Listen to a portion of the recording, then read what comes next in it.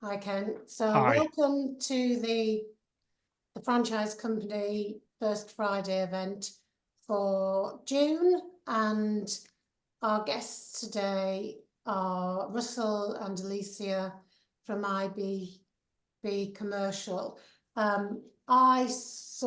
met Russell and Alicia at the BFA event earlier on in the year, and Russell was the guest speaker at that event for talking about mediation and the new introduction, the new mediation scheme that the BFA are introducing, and it was great. It was really interesting, and that's why I invited Alicia and Russell to come on and be our guests today.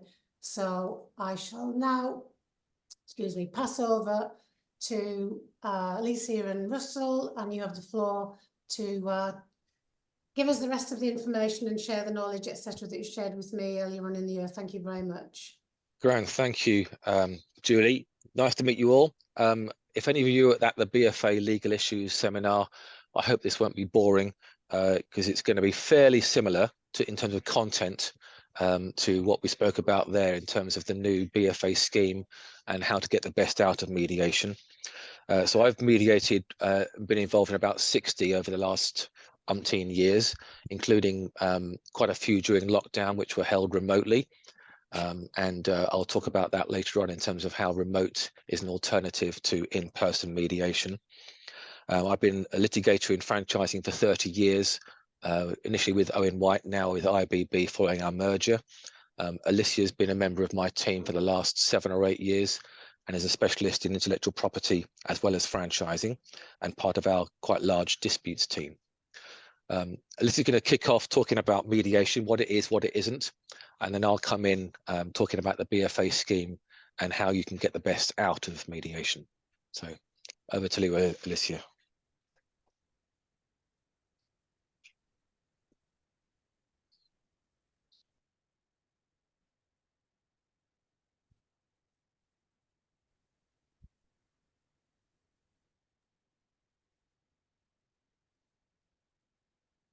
Alicia, your system hasn't reset again.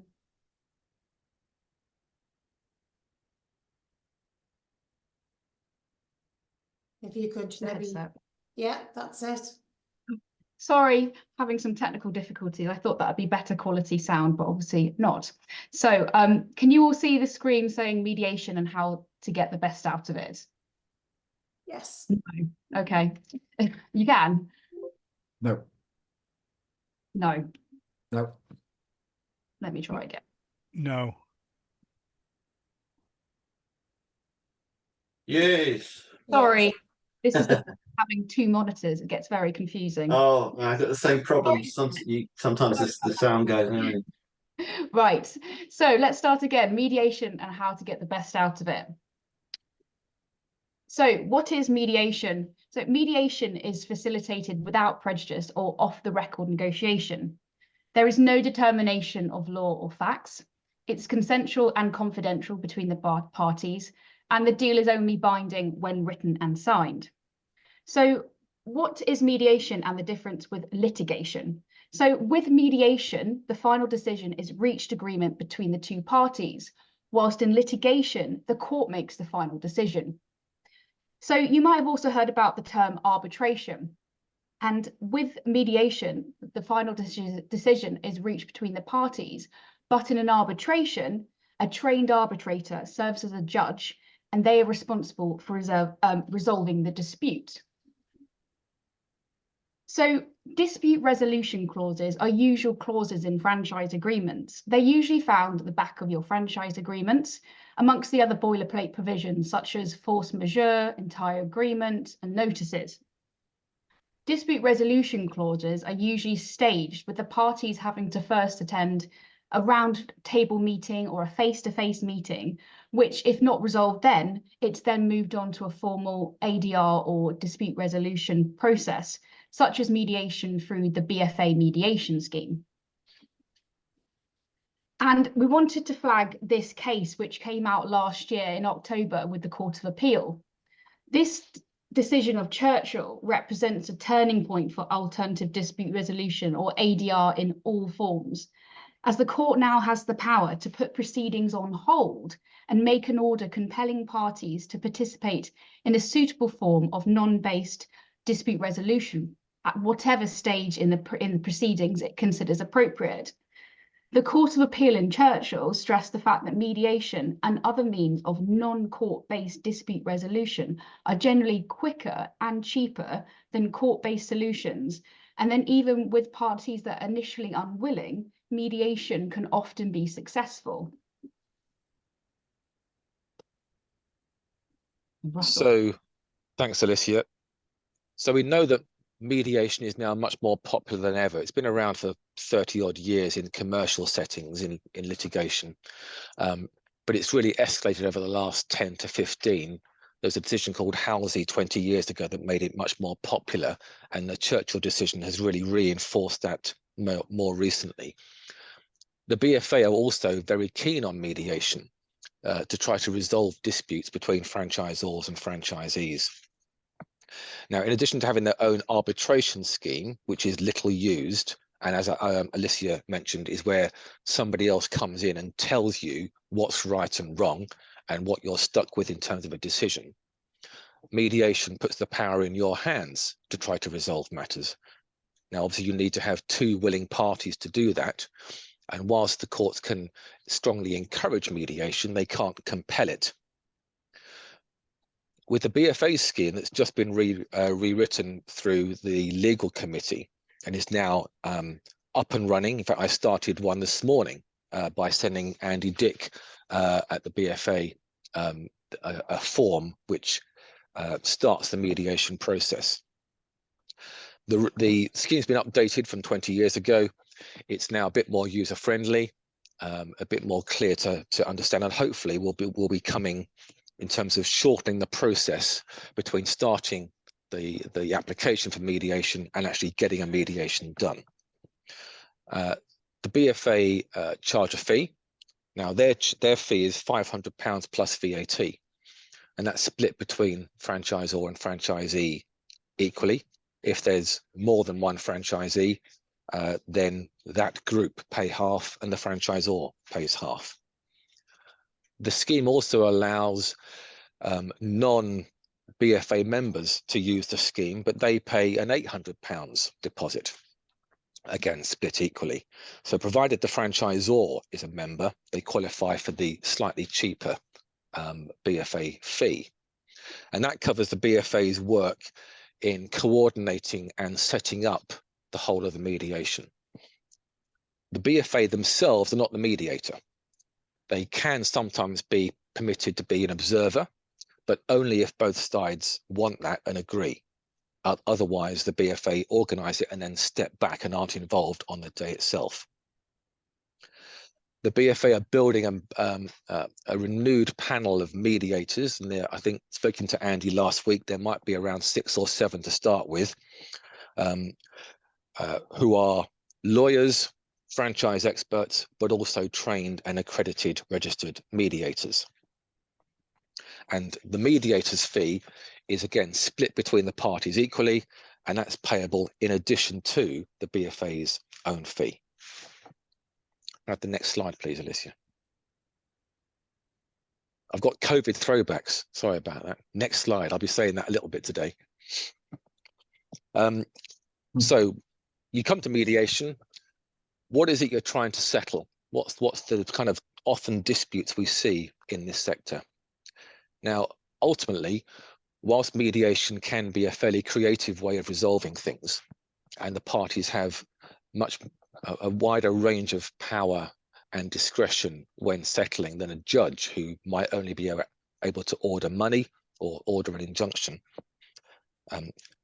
At the heart of most disputes is the question of money, franchisors' claims, franchisees' claims. But it's also usually in the context of that relationship either coming to an end or has already come to an end, with disputes being dealt with afterwards.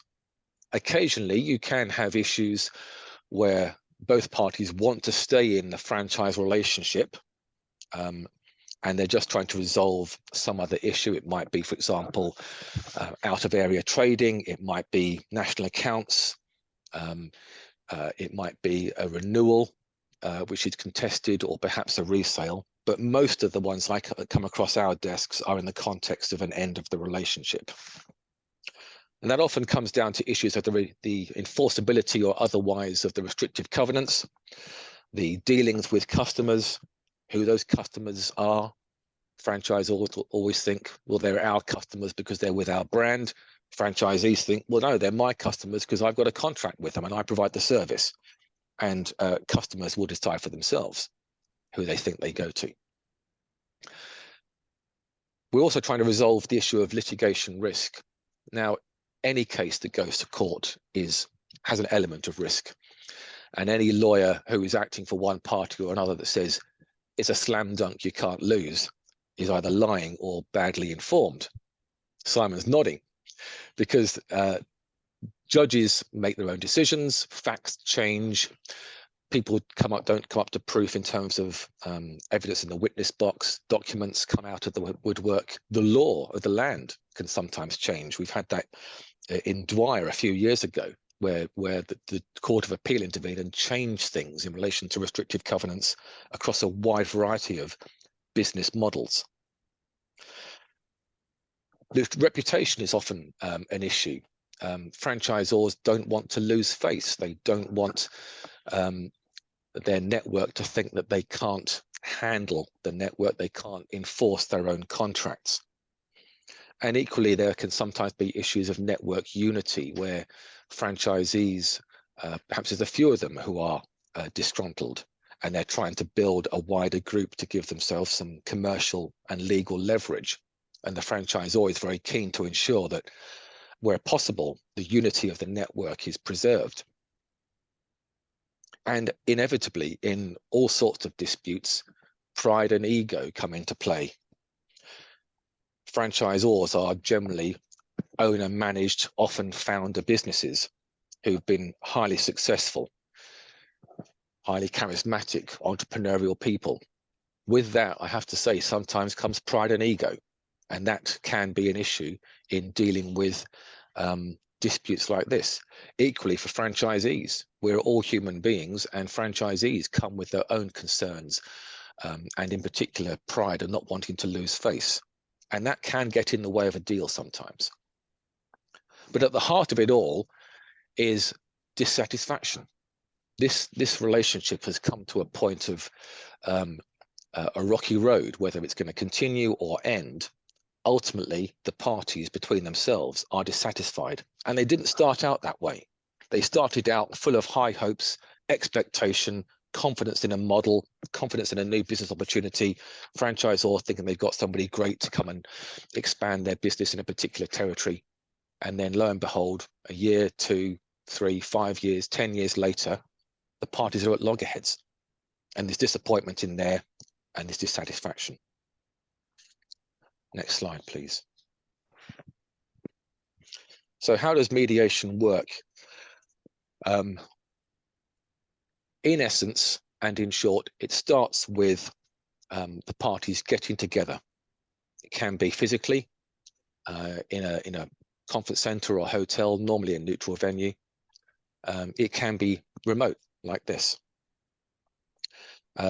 Mediations were still going on during COVID, and mediators had to get used to using Zoom Pro, which is the best tool for it, to mediate disputes online.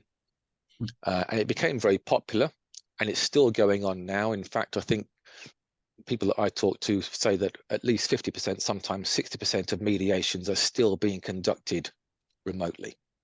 And that's partly because it's cheaper. You haven't got to hire a venue. You haven't got to travel to it. You can just do it from your own office or your own home. People feel more relaxed in that context. They feel they can turn their camera on and off. They're not going to be bumping into the franchisor or the franchisee in the corridor or the coffee machine.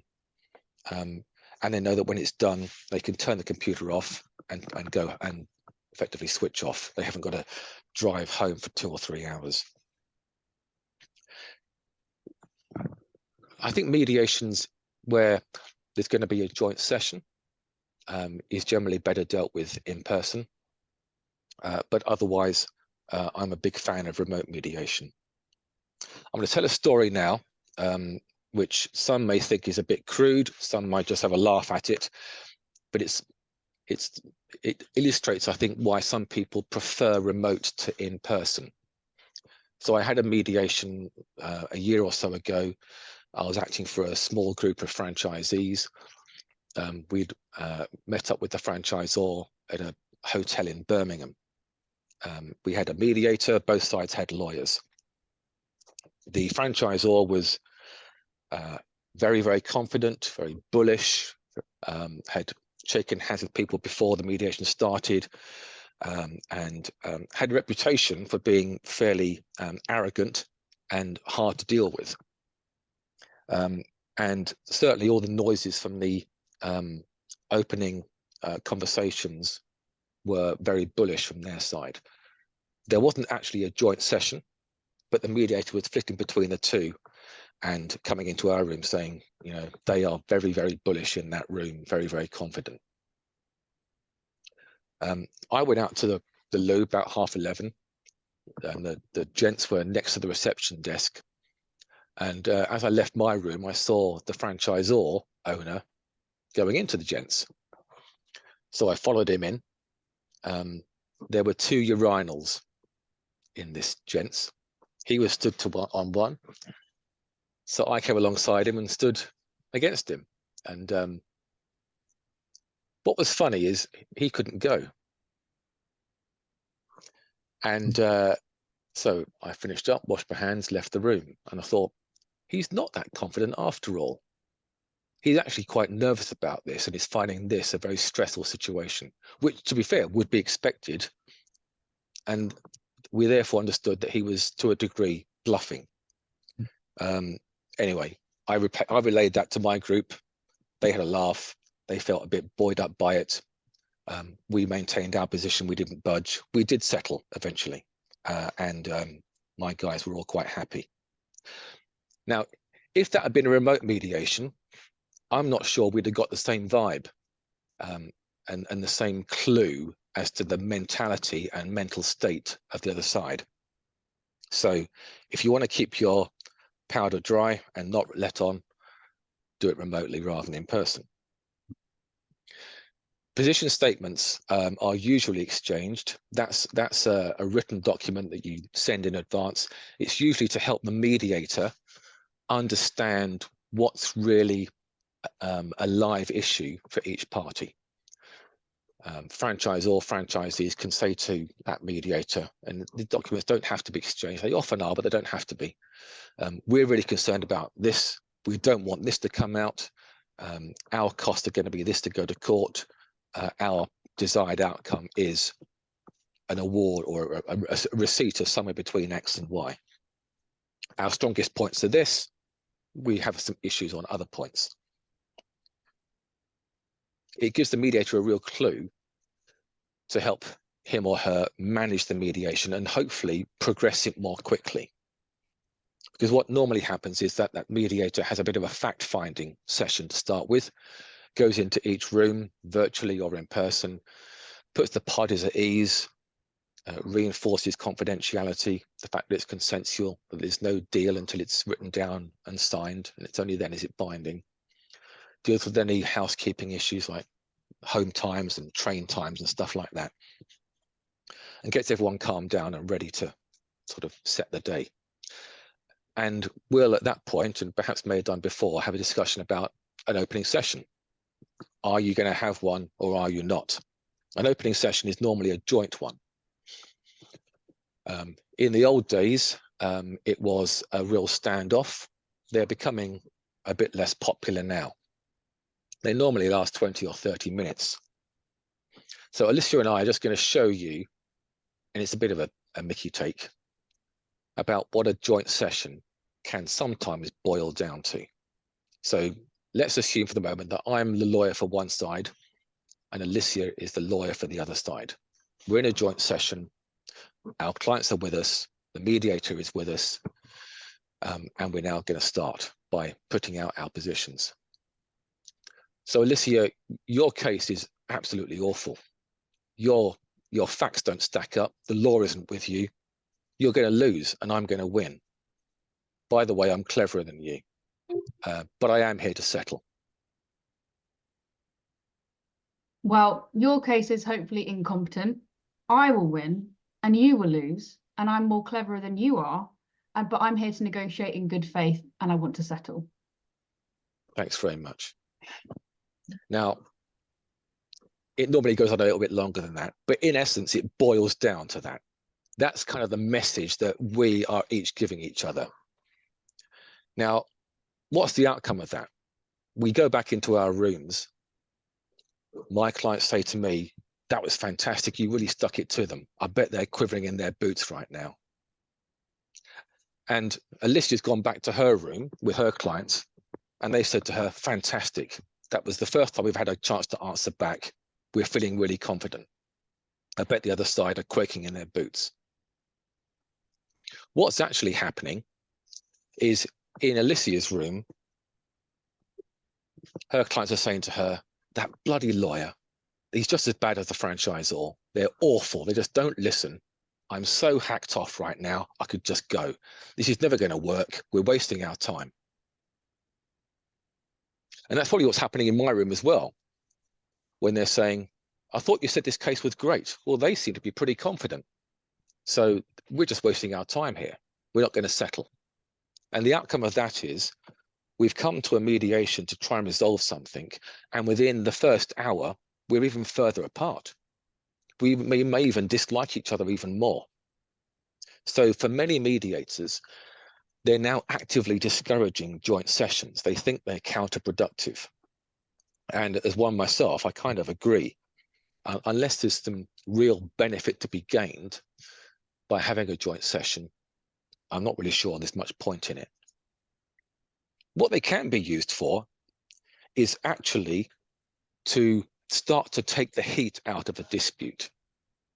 So if I, as a franchisor, go into a mediation and I think, right, these franchisees, they've hacked me off, they owe me money, they want to go out and compete against me, they want to use all of what I've given them and just not pay for it. I really want to hammer them. I can use a joint session, I can go in there and I can say exactly that, but they know that already. If I go into that mediation joint session and say, you know what, this is not how either of us intended to start this relationship. I'm really disappointed that we are where we are. But you know what? It's not your fault. It's not my fault. It's one of those things. It hasn't worked out. And I'm sure you're really disappointed that your high expectations for making some money or building a business haven't really worked out for you. Now, I regret that you've not had a good experience like most of my most of my franchisees. I don't think it's your fault or mine. For the purpose of this, I'm prepared to put all that aside. We've got to come to a deal, but hopefully we can do so like grown-ups. Now, that isn't an admission of liability. It's nothing that can come out in court. It can't be held against me. They can't go into court and say, oh, well, Russell said at the mediation that it was all his fault, not our fault, or we weren't to blame. What I have done is taken some of the sting, some of the emotion, perhaps out of that initially entrenched position. And ultimately, we need to do that to get to a deal, because otherwise, all that joint session has done is entrenched where we are and that we are in a war. If we can actually start to undo that entrenchment in an opening session, then very good. If not, then it has to happen in the closed sessions. And the closed sessions are when the mediator comes into my room with my clients and talks to me privately, goes into Alicia's room with her clients, talks to her privately. And at that point, what a good mediator will do is start to say, tell me what's going on here, and give people a chance to talk. Because part of that is people getting it off their chest. They're not going to have a day in court, but they need somebody to listen to them and to say, yeah, I understand. I'm not going to judge whether you're right or wrong, but I'm listening to you and I understand. And what the mediator also needs to do in those closed sessions is start to understand the felt needs of each party. It might be money, it might be reputation, it might be customer data, It might be getting some branding back. It might be closing down social media accounts. There's certain things that will be of real concern to a franchisor and a franchisee, but also other things that are in dispute that are perhaps less important. And where the mediator can start to understand that, he or she might be able to find some things that actually we can agree on and start to say, yeah, we agree on those points. There's still some issues elsewhere, but it starts to show progress. The mediator will also be trying to understand and get the parties to understand what their risks are. Now, litigation is risky, it's expensive, but when we're in a bullish frame of mind, we kind of put that to one side. The reality is we need to explore that risk so that the parties understand, I've got a bigger problem here than I thought I had. I need to resolve this. What the mediator also will be doing is trying to move people away from right and wrong or fair and unfair into what do I need to make this go away? Because if we're in a right v wrong frame of mind or a fair v unfair frame of mind, we're not going to be able to get to a deal because we're still going to have those things motivating our decision-making process. So you've got to listen to it, you want to understand it, but then the mediator will start to move people along from right and wrong to what's your risk? What's a bad thing? What's your desired outcome? What will be good for you? What will be bad for you? And start to get into risk management. And the lawyer's role, where my role in my room, Alicia's room in her room, is to help facilitate that discussion and try to help move our clients to a position where they are evaluating risk and not be reinforcing right and wrong. If I'm saying to I'm dealing with the closed session and our mediator comes in and says, let's talk about risk. And I'm saying, no, we're never going to lose. We haven't got any risk here. Those people in there are villains. We're going to have them. I'm doing my job badly because I'm not going to help my client move to a position where they might be able to negotiate. Grab the next slide, Alicia. So there's been an awful lot of research, particularly out of America, but also in the UK, in terms of mediation, why it works, how it works. Generally, the rules, the success rates are still pretty robust. Roughly 8 to 9 cases that go to mediation settle on the day or within a week or so afterwards. And even with greater encouragement from the courts to mediate, those success rates are still standing up.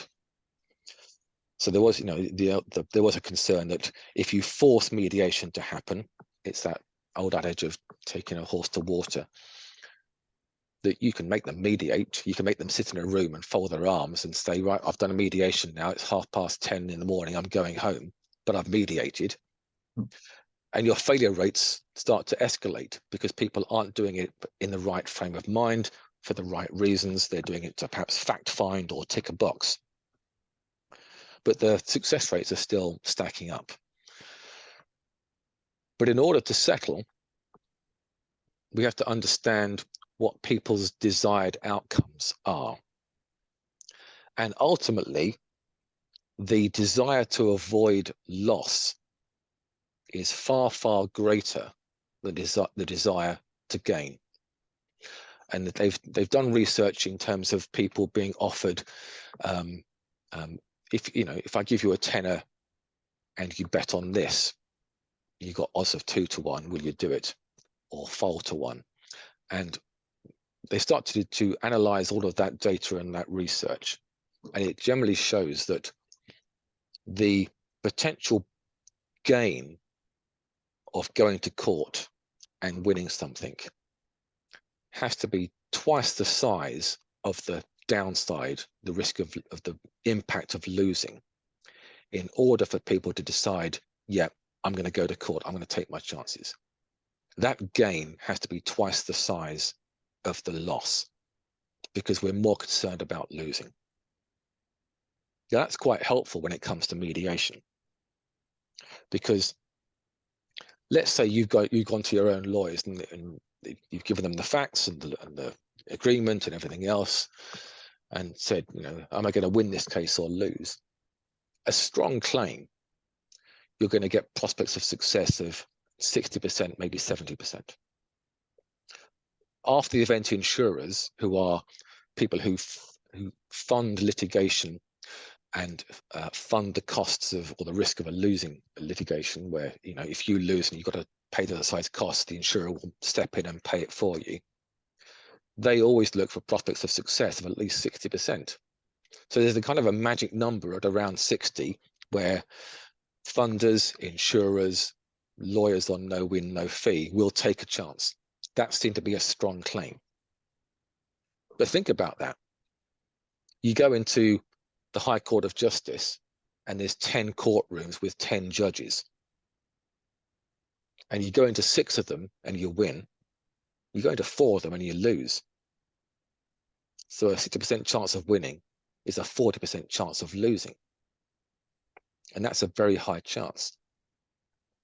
But actually your opponent is thinking the same. They've also been told by their lawyer, yeah, you've got a good chance of winning here. I'll put the prospects at 60%. So there's a margin, isn't there, between sort of 40 and 60, looking at both sides, where that litigation risk, that evaluation of facts and law is coming into place, because law is not an exact science. People are always going to interpret it differently. Judges interpret it differently. That's why you have an appeals process.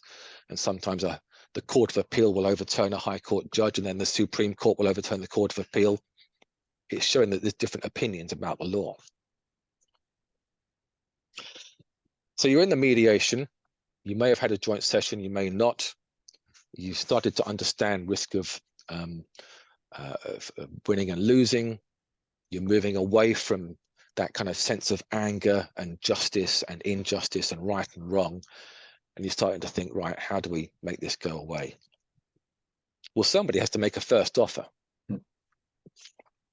There's sometimes a perception that it's bad making the first offer because you're showing your hand. Other people, and I'm kind of in the camp, think actually it's good to make the first offer because you're setting the agenda. You're saying this is where I'm at.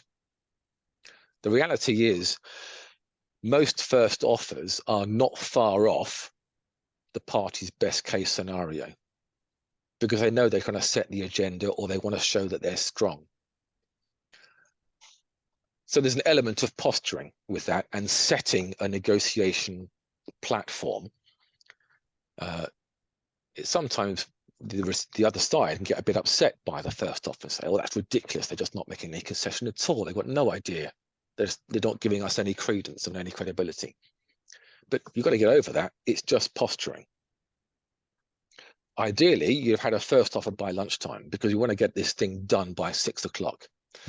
There's going to be a couple of hours of drafting. There's going to be a lot of toing and froing. There's going to be delays. So if you haven't got a first offer by lunchtime, prepare for a very long day. There'll be a counter offer. The mediator will start to understand where the flow of money might be, who's going to pay who to get out of this. And then we're into second offers. And that's the most revealing, because by this point, the mediator would have moved the parties on to say, well, that offer was rejected. We need to move this on. We're going to show progress. The lawyers will be working in the room as well. They'll be thinking strategically about where they want to get to. The second offer is really quite revealing about what the other side's thinking is. And it starts to set the tone about whether a deal could be done. There may be a third offer, occasionally a fourth. The jumps will get smaller, by which I mean the parties start here. There'll be a second offer to here, a third offer, maybe a fourth, to try and get to that salami slicing bit where you're horse trading at the end. If you do the other way around, think about the message you're giving to your opponent. We start here, little jump, bigger jump again. I'm going to stand still and wait for you to come to me. So first off is normally a bit of a concession, but not much. The second offer needs to be the bigger jump. And then the third will be smaller still. And the fourth again. Hopefully, by the time you've got to 5, 6 o'clock, you've got a deal in principle on a number, on terms, and then you can start to write that down and get to a deal. It's written. Once it's signed by both parties, then it's binding. Until both parties have signed, somebody could walk out and change their mind. So it's important that you try and get it signed on the day if possible, because we've all heard of buyer's remorse. You might think about doing a deal. It's been a long, exhausting day. You come to the end of your tether. If you don't sign that deal on that day and you think, oh no, I'll sign it tomorrow, you'll be in a different frame of mind tomorrow. You'll be back to where you were at 1:30 in the afternoon, not where you were at 10:30 at night. So we've got a few tips which Alicia is going to take us through. I might chip in every now and again as well as to how to get the best out of mediation and how to really maximize your chances of a deal being done. So you should focus on your own case and not your opponent's.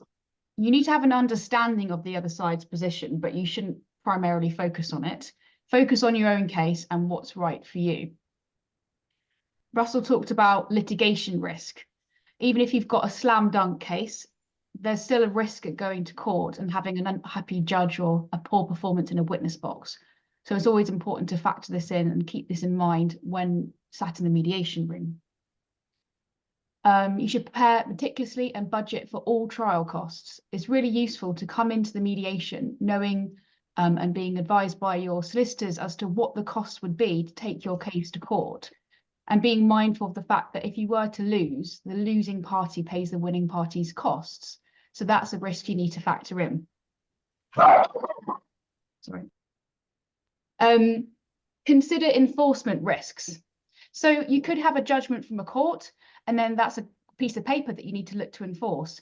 Usually you pay within 14 days, but if the other side is poor for money, or there's a risk they can fold their company, you'll have to pursue directors, and that goes into other issues such as bankruptcy estates and pursuing the bankrupt estate. So it's really important to think about who you're suing and whether they're actually good for the money in the judgment. Russell talked about the opening session and its purpose. So have a think in advance about whether you want to have an opening session. They can be seen as old-fashioned, but can they be used constructively to get what you want out of the initial opening session, get the apology you want to get, and then you can move on and think about monetary issues for the rest of the mediation day. Prepare for a long day. Mediations usually start around 10 and can go on to about 6 or 7. So it's a long day. Have a good night's sleep the night before. Monitor your caffeine and sugar intake, and be prepared to be there all day. Involve decision makers at the mediation. It's really important to bring people to the mediation who firstly have the ability and the authority to enter into any settlement, but also have knowledge of the facts in the case, because these will undoubtedly get spoken about during the mediation day. It's really important, particularly if franchise or owners are abroad or are based abroad, to have the authority to settle at the mediation. Otherwise, they'll have to go away and get the authority later, which could risk settlement not actually being signed. One example that we thought would be a good idea to explain was a construction dispute that our firm was involved in, involving a couple and its builder. The mediation, we acted for the couple in the mediation, and the builder had their solicitor present. Mediation went on to about 10 o'clock at night, and the settlement was reached. But at 10 o'clock, the builder called his wife, and the wife said no to the deal, which meant that they couldn't actually sign on the dotted line. But actually, the parties did manage to resolve it and get the deal over the line. So it's really important to make sure that the person attending the mediation has the ability to sign off on the dotted line and get the deal done. And lastly, be prepared to budge from the bottom line that you set the day before. Is it better to take something bad or go to trial and get a result that's worse? Something to think about, because you might be in a good position now, but going to court, getting a judgment and then paying getting your costs, but you might not get all your costs back. So it's really important to have a think about that. And the easiest negotiation you'll have that day is probably with yourself in the mirror, understanding and agreeing on what your bottom line is and what you're willing to settle on. It's really important to have a think about that in advance of the day. The mediation day itself is a bit of a journey. People start really bullish the night before. They've had that looked in the mirror, washed their face, and thought, right, tomorrow I think I'm not going to go down for less than 100. That's my bottom line. I'm not going to budge below 100. They go to mediation the following day. They're equally bullish. By the time of 6 o'clock at night, they're settling for £40,000 because they've gone through a journey where they just think, this is risky, it's exhausting. I've realized now what this could be. It's going to be a battle. I haven't got the appetite for this. I need a quick win. I can't afford it. I need to do a deal. And the other side of being difficult, I need to do a deal. And that bottom line will budge. And that's why it's important to get everybody involved who's going to have an influence on that decision. Because that case with the builder that I had 15 odd years ago, it was a building company owned by a husband and wife. I mean, the chap was the principal shareholder. He was the only operator in it. I think his wife was probably on it for tax purposes, but she was the director of the company. She didn't turn up to the day. She didn't go through the same journey that he did mentally. She just thought, well, these people owe us £50,000. Why aren't we getting 49,500? And when he said there's a deal where I'm going to drop my entire claim and pay them 10 grand, she said, you're bloody well not. That's stupid. Now, the fact is, she hadn't done the same journey as he had mentally in going through that long day, which is why it's important to get people who are going to have an influence on your decision, either present or at least you're checking in with them regularly, particularly if you've got overseas owners and they can't be present with you. Make sure that you're checking in regularly to let them know how things are going, because you're going to need authority to settle, and you might need authority to settle below the bottom line that you had the day before. We're going to open it up to questions now. I think through the chat is Julie's preference, so feel free to post, and then we'll try and deal with those. Keep them anonymous. I'd rather you don't mention any particular clients or identify any parties, but if you've got some anonymous or anonymized questions, we're very happy to deal with those. Okay, thank you. Thanks, Russell. Thanks, Alicia. I'm going to start the questions because I put one in the chat anyway, and mine really is just about the process of mediation and where that fits in relation to other things that potentially can happen, litigation and termination. And specifically, I asked the question, can mediation happen after termination? So I'll throw that one out too. Mediation can and often does happen after termination. It's increasingly happening before the court proceedings have started, because the parties recognise that once you're on that treadmill of litigation, it's quite hard to get off, and it is very expensive. If you've got a claim worth more than £200,000, you've got to pay a court fee of 10 grand. Well, you can mediate for 10 grand and less. So you may as well try that process, because you may well get a deal and then avoid paying a court fee. So they are increasingly popular at that early stage. The downside with mediating early is that people don't perhaps understand the full facts. They haven't seen the other side's evidence, the other side's witness statement. They don't know potentially how much risk they face in terms of the strength of the other side's case. So as far as the court are concerned, they can intervene and kind of do that kind of Churchill v. Merthyr Tydfil intervention, but only once the proceedings have started and they're in a case management phase. But yeah, to answer your question, earlier is now much more popular. Okay, great. And in terms of my other one, in terms of timeline, you mentioned, Russell, someone had potentially lodged something with the BFA today. What's the timeline between that and the mediation meeting?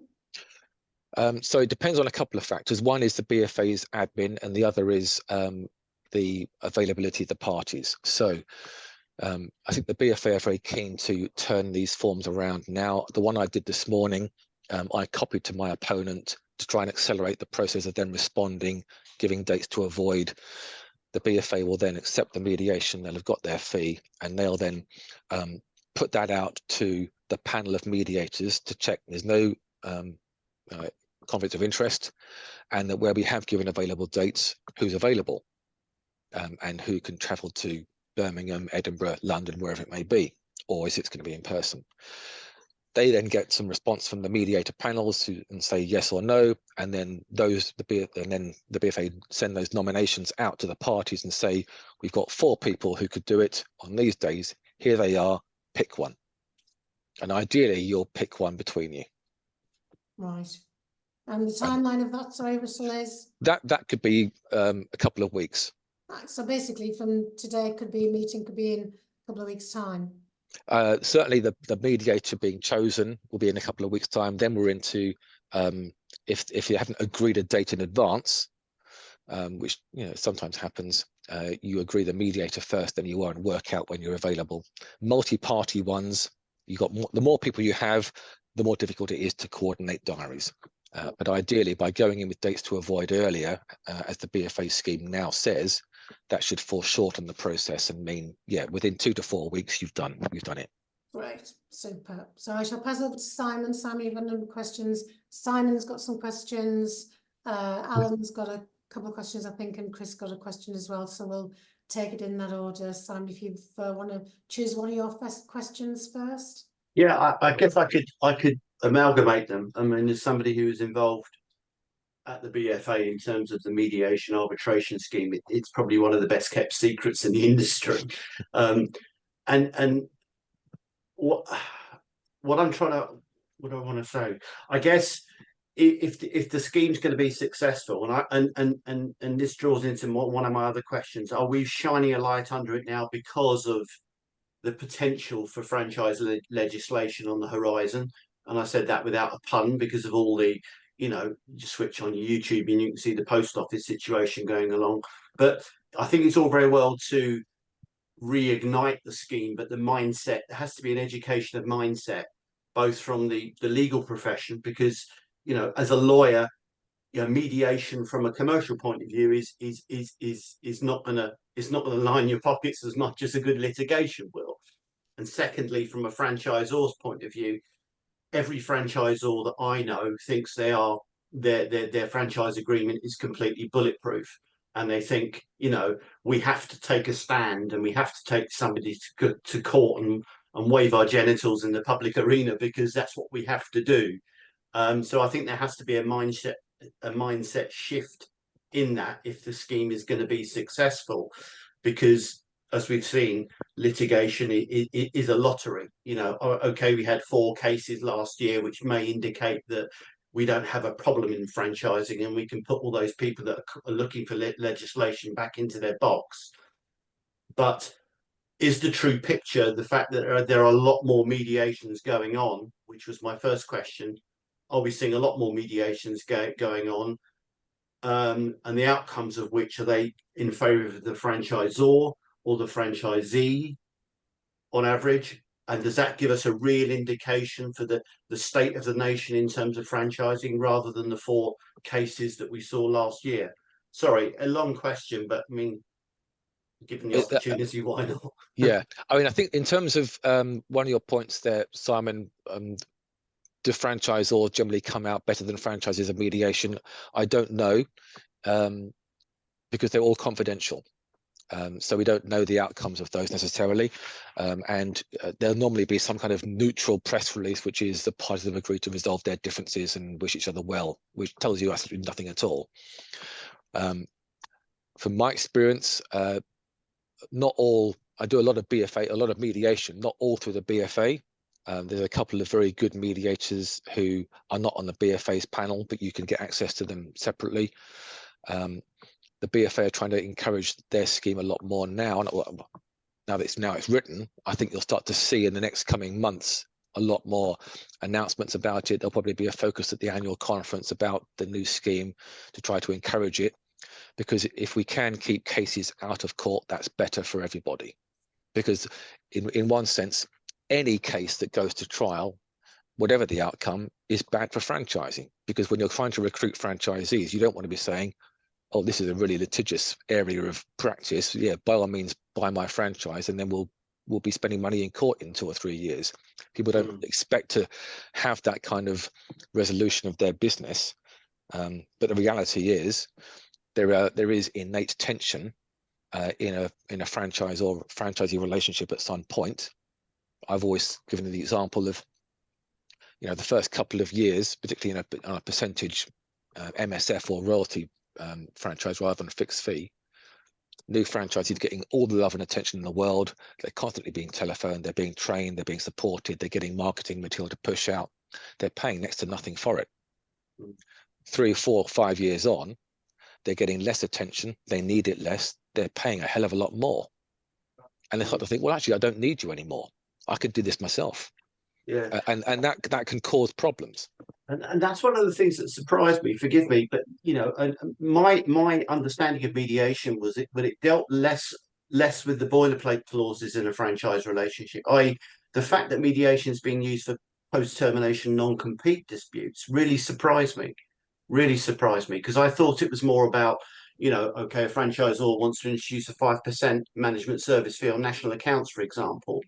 So that's really interesting that you can use mediation for some of those bigger issues. Absolutely, you can, yeah. But and I've seen examples where deals have been done to say, right, well, we could go to court, or we're going to court on Monday. Even you can mediate within a day or two of hearing. I had this one about 2 weeks ago. It came across my desk. Yeah, and anything discussed in mediation, is it without prejudice? It is. So regardless of that, you can still go to court, and you cannot use the evidence or any discussions or agreements that have been made in mediation to further your case. If you reach an agreement, that's it. That contract then becomes enforceable. Okay, so that has to deal with all issues of dispute between the parties. Yeah.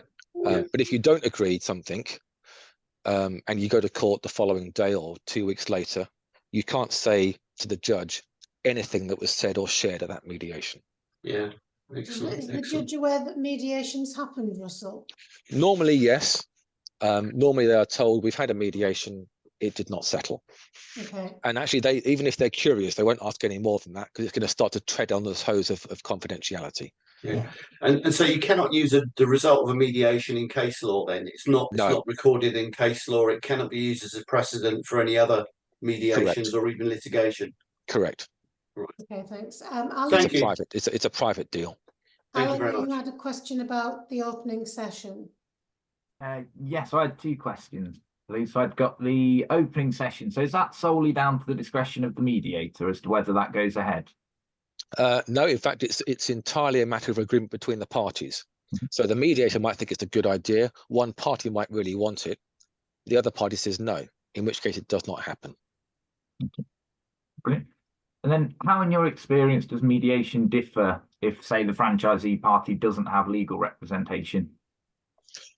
Yeah, that actually makes the prospects of settlement worse. Right. Because the mediator will not be giving legal advice. That's not their job. They can explore issues of strength and weakness, but they can't be saying you're going to win, you're going to lose because X, Y, and Z.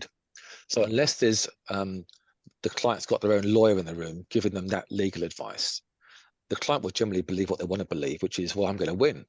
No one's telling me the contrary, so I'm going to crack on. And that can sometimes mean moving them away from that kind of right versus wrong scenario is much more difficult. Right, thank you. Chris, you've got a question? Yeah, I'm intrigued as to how your senses about how many of these mediations end up in the middle. And you've got professional mediators, you've got lawyers. Their objective is not the same as the parties, is it? Their objective is to bring this to a close, and that sort of almost predetermines that there's going to be a compromise. So I guess I'm wondering whether that compromise is always in the middle, or whether it, you've seen them at 80% towards one party. You're absolutely right, Chris. It does involve compromise. You can't do a deal otherwise. No one comes to mediation, pulls their trousers down and says, what do you want? You can have it. They've got a position. Yeah. So generally speaking, yeah, it's within a kind of if you think about a 100 to 0 range, my perception is it's somewhere between the kind of the 70 to 30 mark is Right. where that deal territory is. Okay. But again, the interesting point was on the example that you gave. I mean, if I got it right, one party came to try and get 50 grand back and ended up paying 10 grand to the other party. So that's Yeah, gone they past. were off the other end of the scale then, weren't they? Yeah, that's gone past the kind of 100 and into the Yes, but in 90s. that case, my client's claim, it was a building dispute years and years ago. They were claiming about 65,000 to put right what he'd done wrong. Right. Okay. Right. Yeah. So they end up getting only 10 of that. Right. Is there, Yeah. can I ask then on that basis to follow up really, is there a size of dispute that you would not get involved in? I mean, there's cost here, isn't there? From There is. the CDR do a £500 deal, so you can go and be unrepresented by CDR, they'll do a mediation for a day. And I guess that's the sort of starting point, isn't it? I don't know whether BFA have published fees for this, but can we talk a little bit about costs? I know Yes. No, absolutely. Happy to. A day of a lawyer for both parties is X, and the mediators for both parties Yeah. Y. What are we looking at? So for a full scale? day mediation, which includes the mediators doing some prep and reading first, you might be looking at somewhere around £1,500 plus VAT per party. So the mediator is going to be 3. The BFA are going to be 500. Right. That's split equally. Plus you've then got your own lawyer on each side for their time. Yeah. It might be that you have them there all day. It might be that you have them at the end of the phone. Sure. It's going to be limited. Certainly in my experience, if you've got a dispute where you're only arguing over 15, 20, 25,000 pounds, cut the lawyers out and do it yourself, hire a cheap mediator, you'll do a deal. Yeah. Okay. That's an interesting one. Who appoints? Yeah. Thanks. Who appoints the media? Is it a panel that is selected by the BFA? Yes, there's already a panel, but there's a couple of people that are on it that have retired, so they're building a new panel. I think the process of selecting is probably going to be Pip and Andy doing that. Right. Sarah, we're coming towards the end of our questions. Sarah, do you have any question or anything you'd like to ask? No? Okay. In which case, I would just like to share the details of Russel and Alicia to make sure that anyone that's watching on the recording has the contact details, obviously email addresses and availability through LinkedIn. And to give a final thank you to both Russel and Alicia for coming on and sharing the information. And I found, I viewed it and listened at the BFA event, but again, found it really interesting today. So thank you both very much. And Pleasure. No problem. Yeah. Our next event is in July, and we've got Jacob from Add Plenty, and we're going on to potentially slightly lighter subject of talking about recruitment and recruitment systems, and as always, what's hot in terms of recruitment and how that can be helped and supported. So we'd love everyone to attend that event, and in the meantime, obviously, if there's anything that anyone would like to pick up with Russel or Alicia directly, then please feel free to do so. And thanks again finally for coming on the session today. Pleasure. Thank you, Julie. Have a good afternoon all. Thank you very much. Thank you. Cheers. Thank you. Bye-bye. Very much. Thanks. Have a good weekend, Bye. everyone.